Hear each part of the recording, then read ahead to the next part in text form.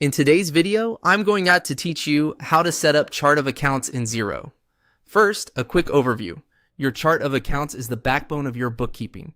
It's the organized list of all the categories you use to track what you own, what you owe, your income, and your expenses. Setting it up clearly now will make reporting, budgeting, and tax time much easier. Start on your Xero dashboard and open the accounting menu. This is your hub for core financial tasks. From there, choose Chart of Accounts. You'll see your existing list, which often comes with sensible defaults. We're going to add a new account to match your business needs. Click Add Account. This opens the form where you'll define the account. Begin by selecting the account type. Choose the category that best reflects what you're tracking. Asset for things you own, liability for obligations, equity for owner funds, revenue for income, and expense for costs. Pick carefully here. This choice affects where the account appears on reports.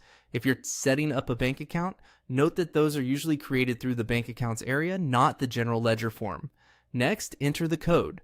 Think of this as the account's unique ID. Use a numbering scheme that keeps similar accounts together and leaves room for future additions. Make sure the code isn't already in use to avoid conflicts. Now, type a clear, concise name. Aim for something self-explanatory, so anyone on your team knows when to use it at a glance. After that, add a description.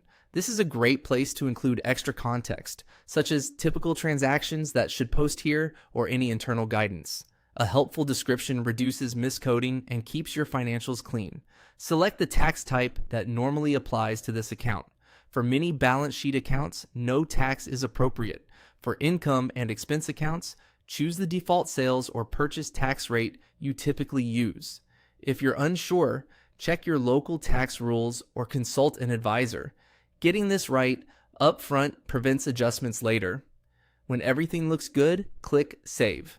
You'll be returned to the chart where your new account now appears in the list. If you spot a typo or want to refine the description, you can edit most details. Just remember that changing the account type may be limited once there are transactions posted.